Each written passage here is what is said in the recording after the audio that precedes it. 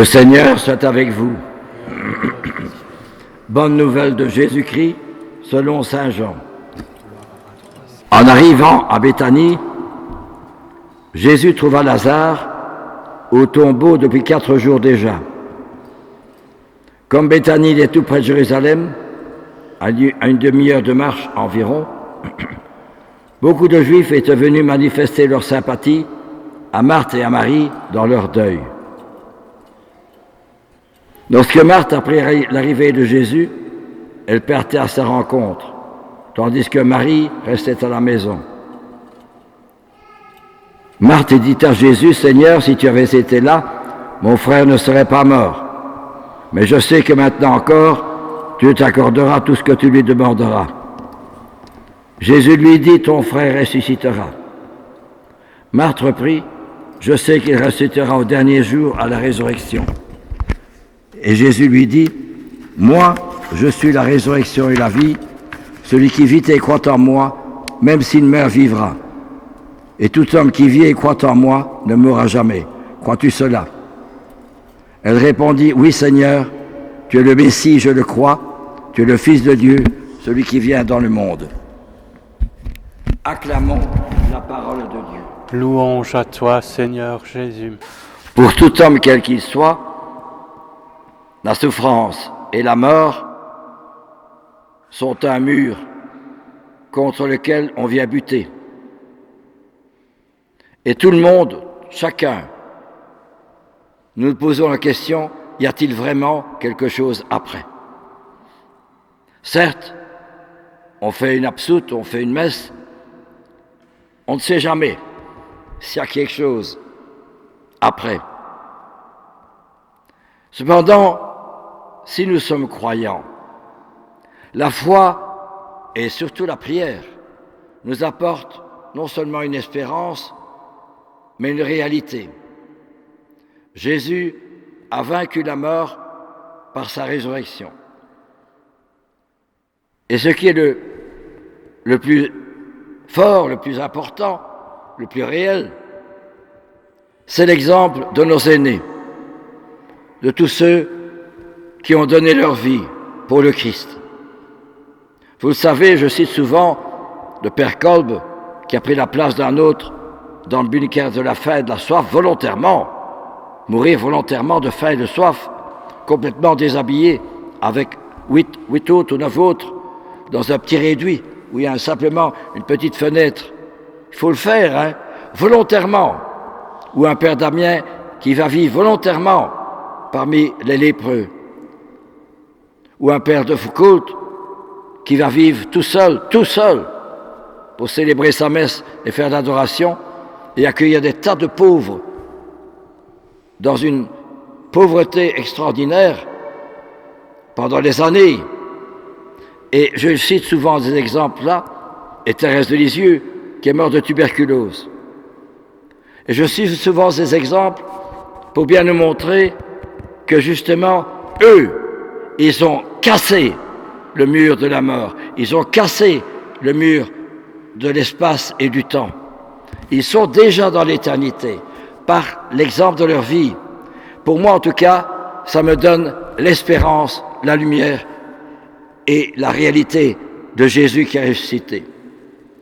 Car je me trouve souvent devant des problèmes de jeunes très difficultés et qui vivent sous tente par le froid ou sur la rue par le froid. Je voudrais faire plus, mais je n'en ai pas les moyens. Et justement, et aussi de la drogue, l'alcool. Certains qui veulent mourir n'ont plus envie de consister. Alors justement, où trouver le courage, la force, l'énergie pour continuer? Eh bien, c'est de la prière. C'est seulement de la prière. En restant longtemps devant notre Seigneur, comme dit le pape Jean-Paul II dans ses encycliques, qu'on peut trouver la réalité de Jésus qui est vivant, qu'on peut trouver la réalité de l'homme. Ou bien l'homme est une passion inutile qu'on donne à l'absurde.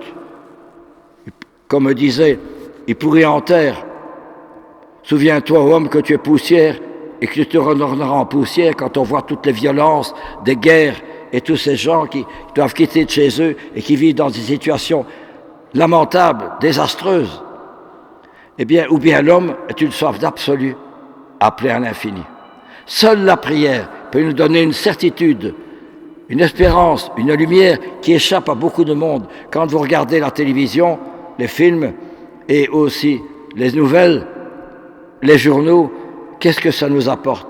Comme disait très bien le pape Jean-Paul II, nous apporte une culture de mort. Il ne nous apporte pas l'espérance, ne nous apporte pas la lumière, il ne nous apporte pas la réalité de la vie, ce pourquoi on vit. Or, c'est une chose qu'on a oubliée le plus aujourd'hui, on ne parle plus de la grâce sanctifiante. Qu'est-ce que c'est que la grâce sanctifiante? C'est le Christ qui vient habiter en moi.